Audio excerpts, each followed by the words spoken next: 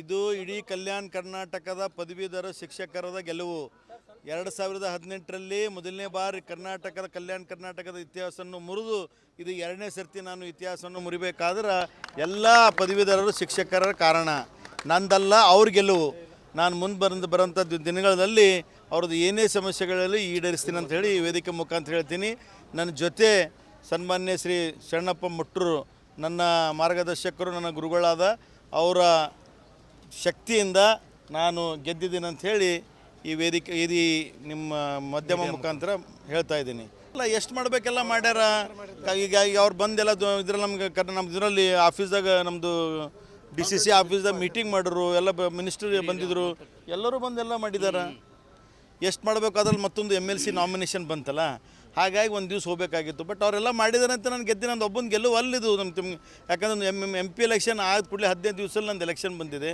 ನಾನು ಮಟ್ರು ಸಾಬ್ರು ಕೂಡ ಎಲ್ಲ ಅಂತ ಹೋಗ್ಬೇಕು ಹೇಳಿ, ಎಲ್ಲ MLAಗಳು, ನಮ್ಮ ಮಿನಿಸ್ಟ್ರುಗಳು ಎಲ್ಲರೂ 41 ಕಾನ್ಸ್ಟಿಟ್ಯೂನ್ಸಿ ಇದೆ ಇಡೀ ಕಲ್ಯಾಣ ಕರ್ನಾಟಕದಲ್ಲಿ. ಇದು ಎಲ್ಲಕ್ಕೆ ದೊಡ್ಡ ಕಾನ್ಸ್ಟಿಟ್ಯೂನ್ಸಿ ನಮ್ಮ ಕರ್ನಾಟಕದಲ್ಲಿ.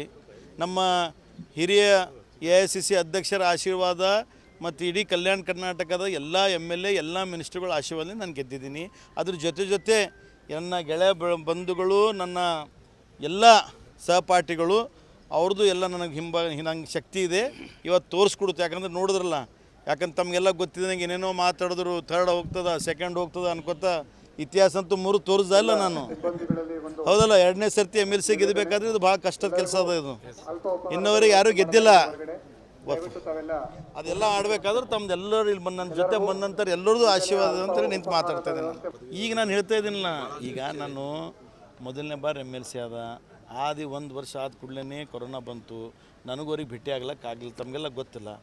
ಇದಕ್ಕೆಲ್ಲ ಇದು MLC ಅಂದರೆ ಭಾಳ ಕಷ್ಟದ ಕೆಲಸ ಇದೆ. ಇದು ಶಿಕ್ಷಕರು ಪದವೀಧರರದು ಸಾಕಷ್ಟು ಸಮಸ್ಯೆಗಳು, ದೊಡ್ಡ ಕ್ಷೇತ್ರ. ಈಗ ನಾನು ಎಲ್ಲ ಕಲ್ತ್ಕೊಂಡಿದ್ದೀನಿ. ನಾನು ಒಂದು ರಾಜಕಾರಣಿ ಮನೆ ತಂದೋನಿದ್ದೀನಿ, ನಾನು ಒಂದು ಎಜುಕೇಷನ್ ಇನ್ಸ್ಟಿಟ್ಯೂಷನ್ ನಡೆಸ್ತೀನಿ. ಹೀಗಾಗಿ ನಾನು ಮುಂದೆ ಬರೋಂಥ ದಿನಗಳಲ್ಲಿ ಸಾಕಷ್ಟು ಏನೇ ಸಮಸ್ಯೆಗಳು ನಮ್ಮ ಗೌರ್ಮೆಂಟ್ ಇದೆ. ಈಗ ಹಾಗಾಗಿ ಏನೇ ಸಮಸ್ಯೆಗಳಂದ್ರೆ ಈಡೇರಿಸೋಂಥ ಶಕ್ತಿ ಇದೆ. ನಾನು ಅವ್ರು ಯಾವಾಗೂ ನನಗೆ ಎಲ್ಲರೂ ಕೂಡ ಏನು ಗೆಲ್ಲಿಸಿದಾರೆ ನಮ್ಮ ಪದವೀಧರ ಶಿಕ್ಷಕರು, ಅವ್ರು ಚಿರಋಣಿ ಆಗಿದ್ದೀನಿ. ನಾನು ಅವರಿಗೆ ಹೃದಯಪೂರ್ವಕ ಅಭಿನಂದನೆ ಸಲ್ಲಿಸ್ತೀನಿ. ನನಗಿಷ್ಟು ಕಷ್ಟಪಟ್ಟು ನನಗೆಲ್ಲರೂ ಕೂಡಿ ನಾನು ಇಲ್ಲಿ ಬಂದಂಥ ಎಲ್ಲ ನನ್ನ ಅಣ್ಣ ತಮ್ಮಂದಿರು ಎಲ್ಲರದ್ದು ಆಶೀರ್ವಾದ ನಾನು ಗೆದ್ದಿದ್ದೀನಿ. ಅದು ನಮ್ಮ ಮ್ಯಾನಿಫೆಸ್ಟೋಲ್ಲಿದ್ದೆಲ್ಲ. ಈಗ ಮ್ಯಾನಿಫೆಸ್ಟೋ ಇದರಲ್ಲಿದೆ ಆಲ್ರೆಡಿ. ಇದು 5 ನಮ್ಮದೆಲ್ಲ ಮುಗಿಸಿದಾರೆ. CM ಎಲ್ಲ ಹೇಳಿದ್ದೀವಿ, ಎಲ್ಲ ಮಿನಿಸ್ಟರ್ ಮಾತಾಡಿದ್ದಾರೆ. ಏನಾದರೂ ಮಾಡಬೇಕು, ಮುಂದೆ ಬರೋಂಥ ದಿನಗಳಲ್ಲಿ ಅದು NPS ತೆಗೆದು OPS ಮಾಡ್ಬೇಕಂತ ಹೇಳಿದ್ದಾರೆ. ಮಾಡಿ ತೋರಿಸ್ತಾರೆ ಅವರು. ಅದನ್ನು ಮೊನ್ನೆ 14,000 ಜನಕ್ಕೆ ತುಂಬಿದ್ದಾರೆ, 32,000 ಜನರಿಗೆ ವರ್ಗಾವಣೆ ಮಾಡಿದ್ದಾರೆ.